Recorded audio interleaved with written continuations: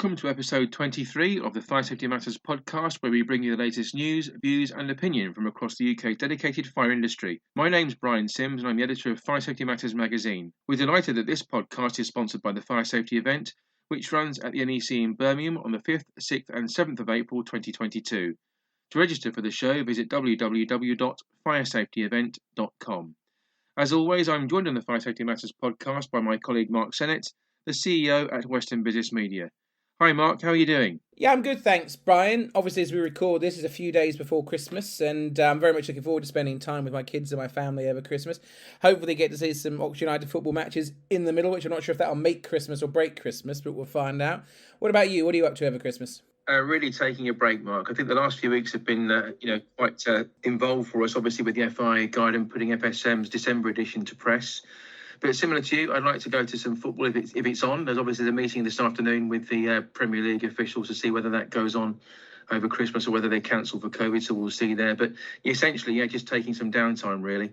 Well, that would be a nice change of pace for you, a man that doesn't need to take any days off. So I'm very much condoning you taking some time off with your wife for sure. But as always, we obviously... Well, this is a little bit different, this issue of the podcast, I should really say. So we're going to go through a few news stories today, as we always do. Then we're just going to have a quick look back at how we finished the year and what's coming up next year for FSM as well. So, it should be good fun. We got 4 key news stories to go over. But for those of you that aren't familiar with this podcast, obviously we do it monthly. But also, you don't have to wait monthly to get all the latest news, prosecutions, products and service stories out there. We do that daily on our website, which is fsmatters.com. You can see our back archive of webinars in there. You can also go to fsmlive.co.uk, and that will allow you to listen to our digital conference on demand for free. You can also sign up to the magazine by going to fsmatters.com, so you can get that 4 times a year along with the FIA guide, which we'll be talking about a little bit later, that Brian's been working very hard on. Or you can sign up to our weekly newsletter along with 54,000 other fire safety professionals. So plenty of ways that you can engage with us, and you can do so on social media as well through Twitter and LinkedIn. So just look for Fire Safety Matters on Twitter or LinkedIn. But I want to start off with a news story that's come out very recently indeed. So the headline that you wrote, Brian, was Grenfell driven by an agenda of deregulation, claims an FBU legal representative. You're no strangers to us covering stories like this. Brian and I particularly enjoy covering this, so let's get straight into it. So the legal representative taking part in the Grenfell Tower Public Inquiry to serve as counsel for the Fire Brigade Union has placed a central importance on the agenda of deregulation, privatisation and marketisation being an underlying cause of the disaster.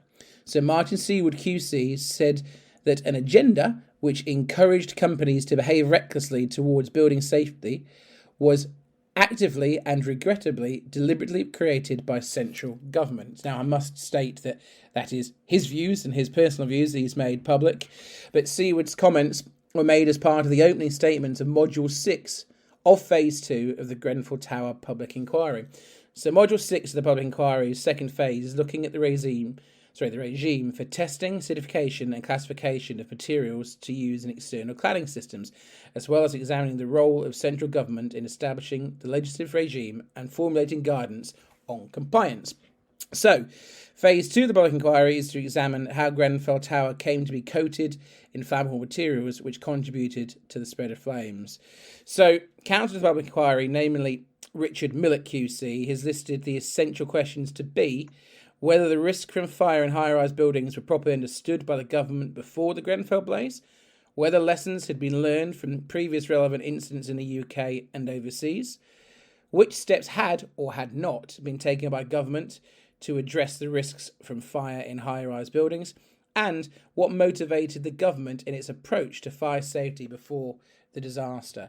So Stephanie Barwise QC, who's representing some of the bereaved survivors and residents, told the public inquiry the Grenfell disaster is a predictable yet unintended consequence of the combinations of laudable desire to reduce carbon emissions, coupled with an unbridled passion for deregulation, and in particular a desire to deregulate and boost the housing construction industry.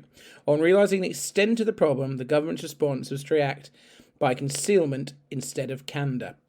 So, before I throw this over to Brian, some pretty strong and bold statements made there. I mean, this is not the first time we will have heard language like this used by the Fire Brigades Union, but when it's something as strong as this and in the public domain, I very much think it's worth talking about. Brian, have you got anything you want to add to the very well written story that you wrote? And if anyone is trying to read this story in detail, all you need to do is go to fsmatters.com and just type in Grenfell driven by agenda of deregulation in the search box. Or you could probably type Grenfell deregulation and it would come up. Well worth a read. So Brian, is there anything else you want to add to this? Yeah, there is, Mark. It's really focusing on the government response to all of this as things stand at the moment. Speaking at the public inquiry, Jason Beer QC, who's representing the Department for Levelling Up Housing and Communities, said that the government believes it, and I quote, must examine its own conduct and candidly accept mistakes, errors and omissions when the public inquiry identifies them. Indeed, the government has published a detailed 45-page opening statement as part of Phase 2, Module 6, Part 2. In the summary, the government asserts, and again I quote, the department accepts responsibility for its failures of the past, while acknowledging that this can neither change what happened nor compensate for the immeasurable loss and grief suffered. Those who were lost and those who lost loved ones on that terrible night in June 2017 and in the following months are at the forefront of the department's thoughts as it recognises what went wrong and continues its work towards ensuring that nothing like this can ever happen again. The government concludes its statement, Mark, by saying the department presided over an overarching building safety system that has now been shown to be unfit for purpose and with catastrophic consequences. It placed too much reliance on the honesty, competence and engagement of the construction products and building control sectors and missed a number of opportunities to identify and address the risk that this faith was misplaced and with tragic consequences. So as you said, Mark, some pretty strong statements there. Yeah, absolutely. You know, it was definitely been worth covering, and, you know, the inquiry obviously continues. So Brian, for our second news story, what did you want to cover? I'm focusing on something from the Fire Sector Federation this time around, Mark. The challenges involved in securing professional indemnity insurance for fire risk assessors continue. According to the Federation, those challenges appear to be diluting the already stretched capacity of the sector. This makes it more difficult for responsible persons to find competent individuals capable of properly assessing the fire safety of buildings. Many fire risk assessors have stated that they're facing a combination of a reduction in liability cover, further restrictive endorsements and some dramatic rises in premium costs as well. A few of them have even indicated that they may choose to leave the sector altogether as a direct result of this. Now, if such a trend were to continue, Mark, it could engender a decline in available building safety expertise and also serve to jeopardise ambitions for the safer built environment that everyone's talking about at the moment.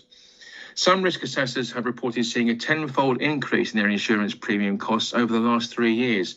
One company, in fact, with 10 risk assessors on its books who don't undertake cladding or external wall surveys, has quoted an increase in annual premiums from £3,500 3 years ago to £38,000 at the current time. This was linked to a cover reduction from £5 million to £1 million.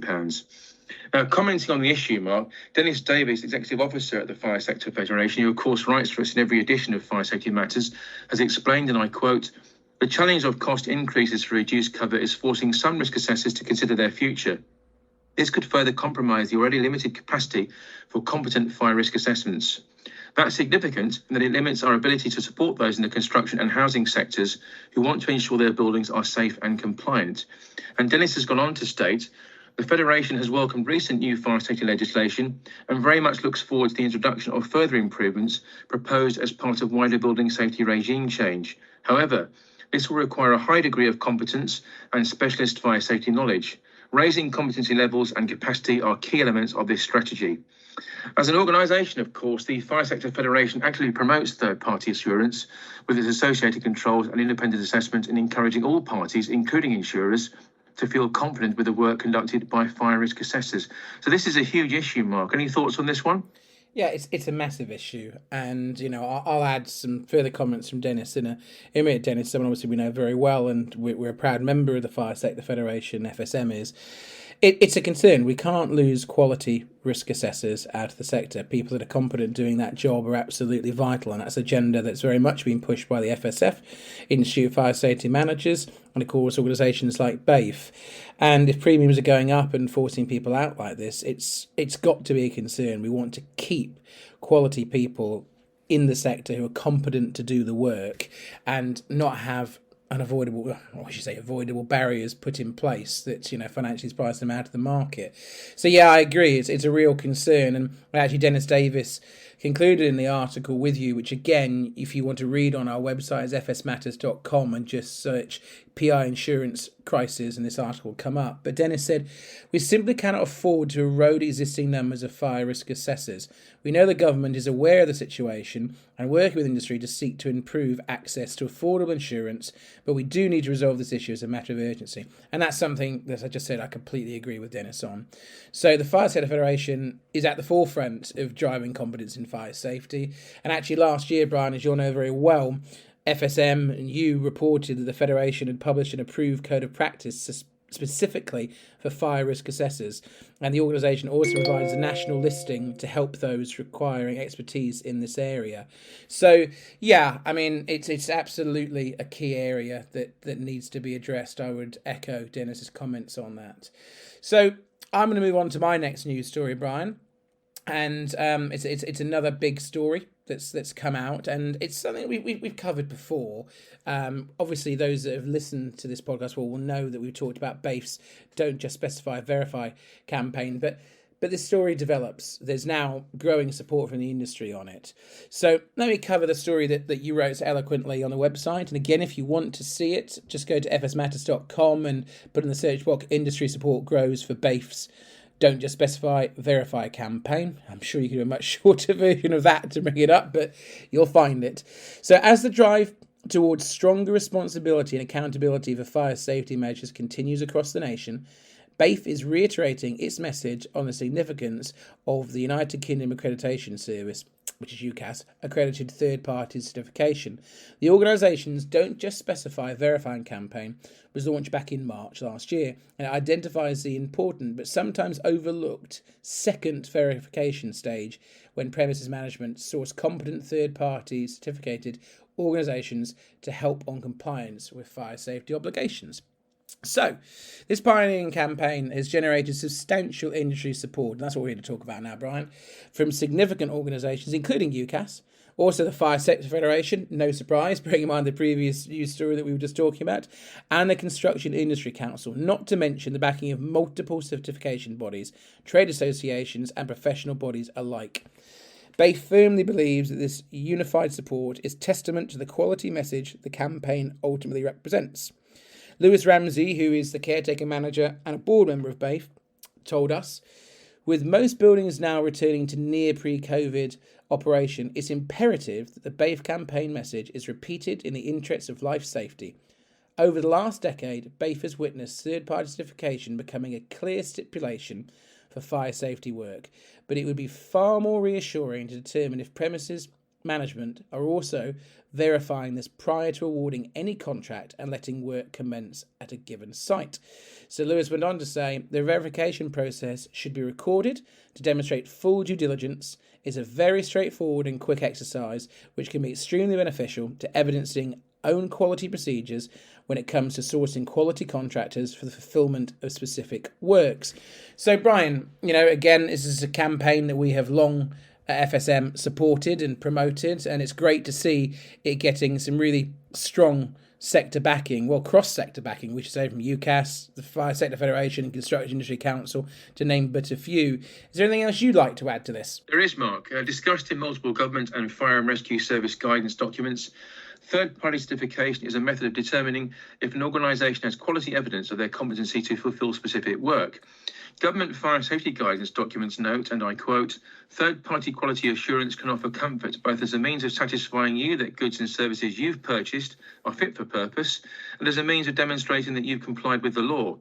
Importantly, Mark, the government guidance also notes the use of subcontractors, urging fire safety professionals to ascertain if they are, again I quote, subject to the same level of checks of quality and competence as the company you're employing. There's now a huge amount of responsibility placed on the shoulders of premises management and the designated responsible persons and duty holders, which needs to be thoroughly executed. Now, BAFE as an organisation believes the verification of fire safety organisations is of vital importance in today's landscape, most notably so, Mark, in terms of specific competency within the life safety arena. Of course, Stephen Adams, the former CEO of BAFE, has always been one of the foremost supporters of the drive for competency and deserves a great deal of credit for that, Mark, I believe. Yeah, absolutely, Brian. And obviously in the previous edition of this podcast, you were seeing us covering a news story about Stephen moving on from BAFE, and obviously us wishing him all the best. But BAFE as an organisation, this is a fantastic campaign. It's one that we're fully behind, as I said when I raised it a moment ago. We've covered it from its inception to now, and as I said, it's great to see it getting industry support. So, Brian, you've got another news story you want to cover, and I believe it's on smoke alarms. What have you got for us? It is indeed, Mark. Those people living in social housing are going to be safer in their homes under new rules that will mean smoke alarms must be fitted within all rented accommodation. That's the latest missive from Housing Minister Eddie Hughes. Made through the Department for Levelling Up, Housing and Communities, the government's announcement means that housing providers will be required by law to install smoke alarms in all social housing, while carbon monoxide alarms must now be fitted inside all social and private rented properties with fixed appliances such as gas boilers or fires. These new measures are part of social housing reforms initiated by the Conservative government in a determined bid to drive up standards. The regulation changes will also require landlords and housing providers in the social and private rented sectors to repair or replace smoke and carbon monoxide alarms once they're told that they're faulty. The reforms follow a commitment laid down in the Social Housing White Paper published last year, Mark. The White Paper sets out proposals for wide-ranging reforms of the social housing sector, with tenants afforded a clear way in which to raise concerns and the regulator provided with stronger powers to take enforcement action. Eddie Hughes has said it's fundamentally right for people to feel safe in their own homes. This is an issue I've advocated for many years. Around 20 people are killed each year due to accidental carbon monoxide poisoning and many more through house fires. But we know that simple interventions can prevent these needless deaths. Hughes went on to state, I'm proud that the new rules being proposed will ensure even more homes are fitted with life-saving alarms. Whether you own your home, are privately renting or in social housing, everyone deserves to feel safe. This is an incredibly important step forward in protecting those at risk. What's your take on this one, Mark? Well, Brian, didn't we start off with a news story of someone attacking this government for being all about deregulation and not wanting to regulate? Isn't that how we started today? I believe so, wasn't it? It is indeed, yes. So we end on a story about them wanting to change regulation and getting more hands-on. Well, not to defend this government too much. I mean, I find it astounding that this isn't already in place, to be quite frank. But, it feels like we've definitely done a balanced news piece today from the start to the end. It's just common sense. I'm almost sick and tired sometimes of going on this podcast of saying it's common sense. And this really does feel like common sense. And something that, well, you'd have to be a fool not to agree with, to be quite frank. It just makes all the sense in the world. And I think it's what people would come to expect. And social housing is certainly under the spotlight post-Grenfell more than ever in relation to fire safety. So just to go on a bit from this, Brian, just to finish off on it. So the guidance relating to where alarms are fitted and ensuring that alarms at relevant standards is also going to be updated, is my understanding from your news story. And the reforms follow on from a 2-month consultation process. So changes will be brought forward through the Smoke and Carbon Monoxide Alarm England Regulations 2015, as well as the statutory guidance, which is approved document J, supporting Part J of the building regulations. Actually, it's worth noting, Brian, that ACO has written about this issue in the December issue of Fire Safety Matters, which we will go into a bit more detail in a bit. So the company's technical manager, Andy Speak, also gave an excellent overview on the current regulatory landscape during Fire Safety Matters Live.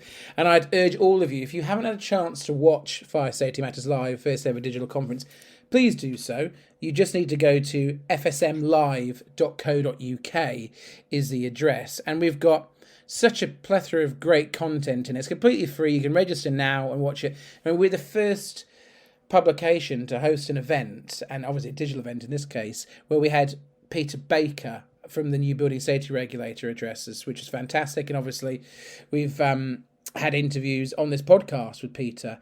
There's such great content in there. We've got everything from the Institute of Fire Safety Managers talking, Ian Moore from the Fire Industry Association, and there's great speakers from Advanced, Apollo Fire Detectors, ACOS, who said, FFE, TO Fire, talking about digital logbooks, and which are really important for fire safety, actually, and so much more than you think. Then we talked about, preventing chemical explosions, etc., with Mark Whiteley. We talked about passive fire protection with Niall Rowan on behalf of the ASFP. It really was a great conference, and it's really worth you dipping in and out of any of those sessions, which you can just choose to watch any of those sessions or all of them for free, fsmlive.co.uk.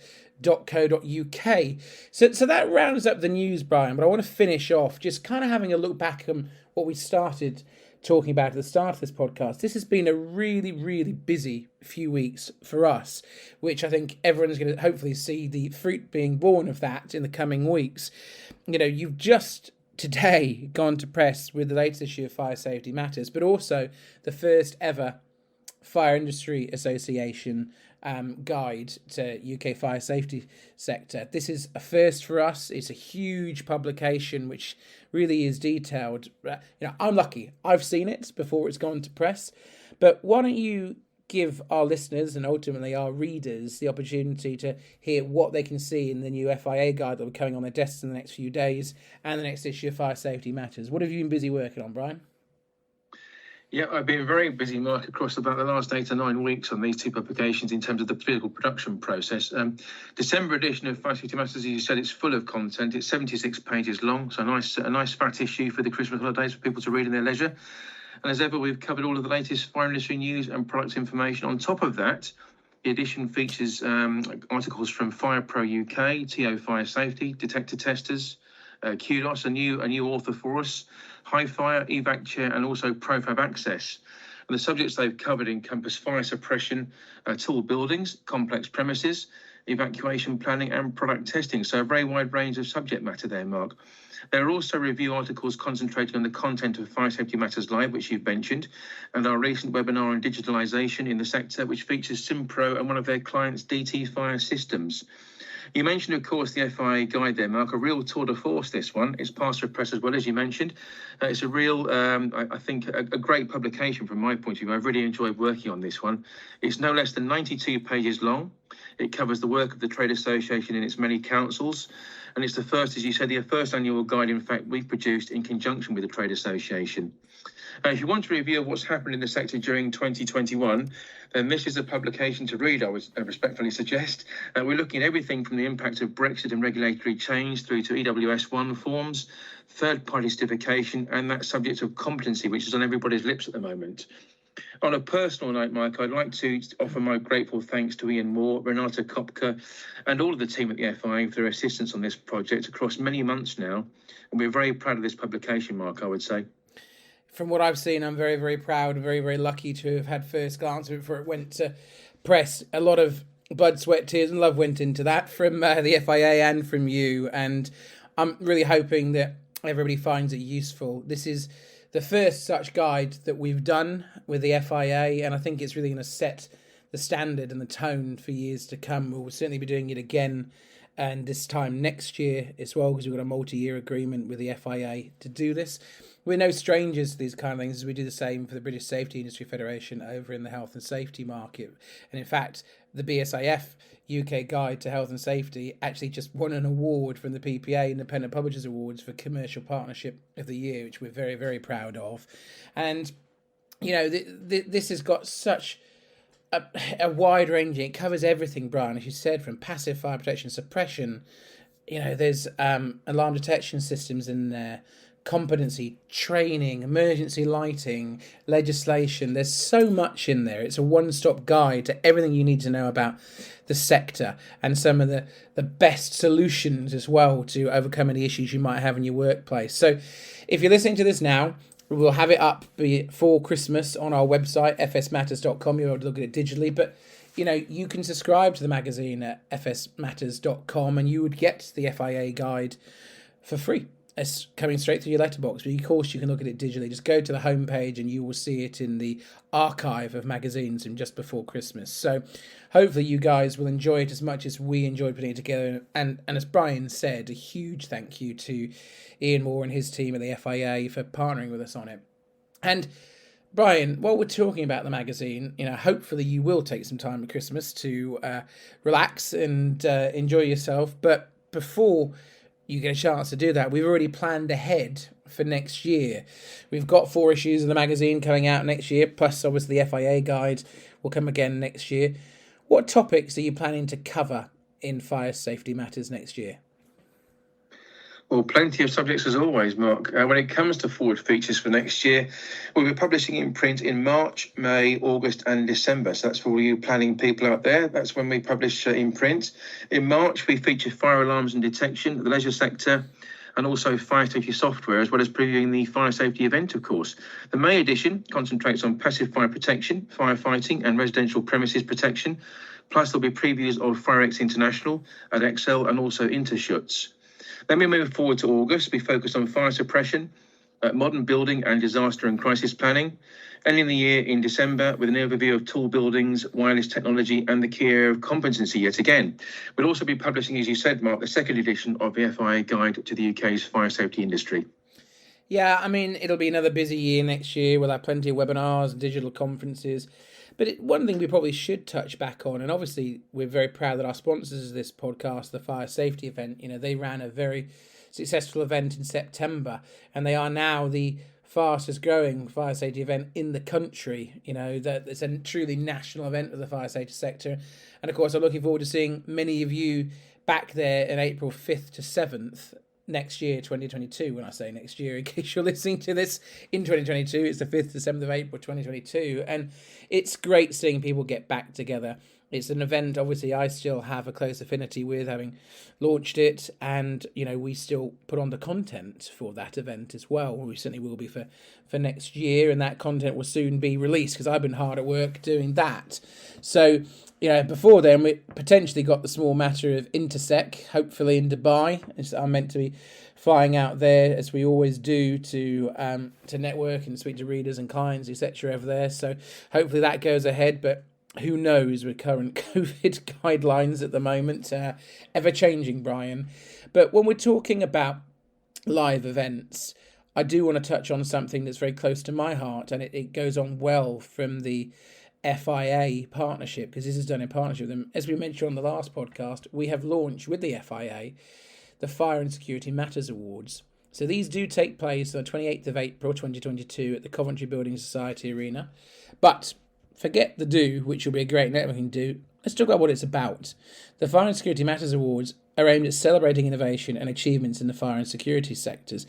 This is the perfect way, and it takes only a few minutes for you to enter, to nominate yourself, a team member, a colleague, a team, a project, a product or service in either the fire and security sectors.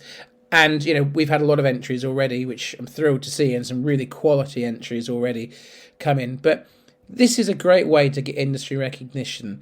The judges from this are people like the FIA. It's people like the Institute of Fire Safety Managers, like the Security Institute. So it's not us. It's not FSM judging this. It's the industry. And what better than to get recognition from your peers? It takes you a few minutes to enter. But the recognition, that's invaluable. That's something that you can publicise your business for getting shortlisted if you get shortlisted, but it'll certainly make a colleague, a supplier, a team, and your business itself feel very good about itself if it gets shortlisted. So I would urge all of you, please enter. You've got until the 11th of February. We just extended the deadline, and you can do so for free. It's not about the money, it's for free, and it's about promoting standards. To enter, you go to www.firesecurityawards.com. That's firesecurityawards.com. If you can't remember that, Google Fire and Security Matters Awards. That will come up. And I'd just really like to thank all of the fantastic sponsors that have already jumped on board on this, and they've done so because they too want to really promote excellence in the sector. And our headline sponsor is ACO, and the other sponsors are Apollo, EMS. We've also got NCAB Group, Safety Chair, Siderise, Simpro, and TO Fire. So thank you to all of them for sponsoring it. And our charity partner, for those that are going on the night, is going to be the Firefighters Charity. We're doing a collection for them. And there's just such a great list of categories you can enter. Take a couple of minutes for you to do so. Please do so. But I'd like to talk about another new thing that we're going to do next year. We actually sent a survey out to many of you, or all of you, in fact, actually, that are on our database, asking what more we could do for you. And we've listened to you. Networking is something that you are adamant you want to see more of from FSM. So I'm pleased to announce that we are going to do a networking event next year. It's the Fire Safety Matters Golf and Networking Day. This will take place on the 14th of June, 2022. Yes, when it's allegedly warm in our country, we hope. So, 14th of June, it takes place at the fabulous Celtic Manor Resort. So, the day is going to be fantastic. So, it'll start off with bacon rolls, tea and coffee on arrival, and then we're going to put on 90 minutes of CPD accredited seminars, and you will get a CPD certificate for your attendance as well. We'll be able to announce the lineup of specialist speakers soon, so keep your eyes peeled. You'll enjoy a networking lunch, and then obviously, this is aimed at golfers as well. So then there will be 18 holes of golf on the Montgomery course, a fabulous course at Celtic Manor. There will, of course, be trophies for the winning team, the closest to the pin, and the longest drive. So tickets for this cost £125 plus VAT. It will be great for you to be able to network with your peers and, not just take some learnings out of the day and network, but also have some fun too. And I've always found golf is a great way to do that. I'm relatively new to playing the game in the last 18 months, but I've loved golf since I was a kid. And if anyone wants to see the funniest thing in 2022, it will be seeing me on a golf course. You will thoroughly enjoy that. So as I said, it is on the 14th of June 2022, and it's a great way to network and have a good time and actually get CPD for your troubles. So if you want to sign up, it's very, very easy to do so. All you need to do is go to fsmgolf.com. That's fsmgolf.com. And, tickets are they're limited, obviously, because then it's only people you can go on the golf course and in the room. So I would urge you to get your tickets now to avoid disappointment. So, yeah, fsmgolf.com. And I apologise in advance if you end up on my team, because I don't think we'll be winning a trophy if you're on my team, but we'll certainly have a bloody good time. So, Brian, I really just want to end my part of this before I throw it back to you, and thank you for all of your hard work this year. It's been another long year, but a really, really positive year. So much has happened in the fire sector this year, and we love covering it on this podcast, and we love covering it in the magazine and the websites.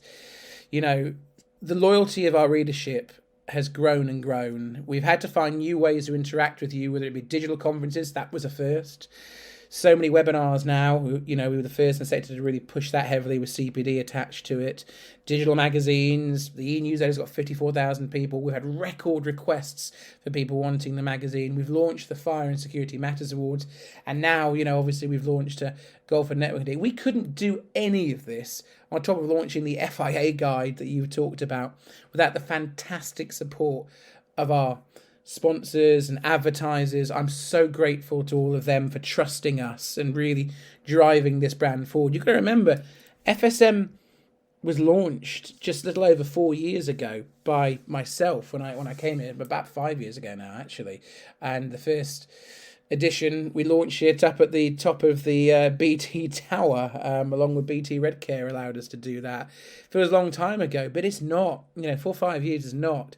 And for us to have had this level of support from the sector really means the world to me personally and to everyone that works, as well, and to my business partners, Danny and Keith. So thank you so much to our amazing sponsors and advertisers. But none of this is possible without the readership, the listeners to this podcast. I mean, we launched this podcast last year, 2020, just before the pandemic, as another way to get in touch with people, as ways of working change. And it's been nominated for 3 industry awards since then, which I'm very, very proud of. And, we may not have won the the categories, Brian, but, just getting shortlisted, much like I say, on our FSM awards is all that matters.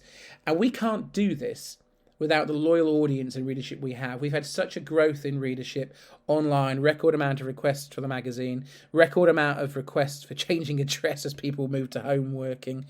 And the fact that we can actually make all this free because of our sponsors and advertisers, yeah, okay, we can make it free. But if we don't have an audience and a growing audience and an engaged audience like the people listening now, we've got nothing. And I'm so grateful to all of you that take time to listen to this podcast, read our publications, go to our webinars. You do message me. You do send me direct messages. You do email me. Many of you are in contact. And I love that. You're passionate about what you do. And I'm very, very touched that you find FSM a really useful resource for you, because that's what it's intended to be. I'm passionate about the fire safety sector. Brian's passionate about it. And we want to put on the best product possible that can be the best, most useful resource you can have for your workplace. So I would encourage you, if there's anything that we could do better We're not resting on our laurels. Anything more you want us doing, anything we could do better, please do drop us a line. We're not hard people to find. Easiest way to do so is through social media. You can find Fire Safety Matters on LinkedIn or Twitter, or you can find myself or Brian on LinkedIn. Drop us a line. Go to our website, fsmatters.com. Email us through there. Call us. We would love to hear from you. But really, that was my message to say to you, thank you. You take time out of your day voluntarily to read FSM and to engage a podcast like this, and it doesn't go unnoticed, and we are extremely grateful for it. So I hope, from my perspective, you have a fantastic Christmas and a very prosperous new year, and I'm very much hoping to engage with many of you next year. So Brian, over to you, if there's anything else you want to add. Well, I can only echo your own words, Mark. I think you've stolen my thunder on this one, really. I mean, genuinely, I really do love editing this magazine and this industry, and I'm massively proud of both. And we'll continue as a duo, the two of us, to promote what it does and promote excellence and high standards in this sector. And I'm obviously backed for increases in competence, regulation and legislation and standards. I think that's the key thing. And CPD is a massive part of all of this in terms of the profession of fire safety management, for example. And we're very grateful for the time we have with the IFSM on that, obviously. But I think on a personal level, I'd like to finish by wishing our readers, contributors and commercial partners, all of whom you've mentioned, Mark, a very happy Christmas and a very happy and prosperous new year. And thank you to all of you for your fantastic support in 2021. Now, as Mark mentioned, this has been a record-breaking year for Fire Safety Matters on so many fronts, and we really couldn't have achieved that without all of you. So thank you very much indeed from the team here at Western Business Media and from myself as editor. That brings us to the end of this latest edition of the Fire Safety Matters podcast. You can read more on the issues raised here and others by visiting the Fire Safety Matters website at www.fsmatters.com. We do hope you've enjoyed the content. On that note, please do contact us if there are any particular themes or issues you would like us to explore on upcoming broadcasts. You can do so on Twitter by using the hashtag FSMPodcast. Do make sure you follow us on Twitter at FSMatters_MAG and also access our LinkedIn page at Fire Safety Matters magazine and website. Please do like and share the content of our regular podcasts and spread the word among your industry colleagues. You can listen to the Fire Safety Matters podcast for free on iTunes, Spotify, YouTube or Podbean. All you need to do is enter the term Fire Safety Matters into your chosen platform search box. We'll see you again in the new year.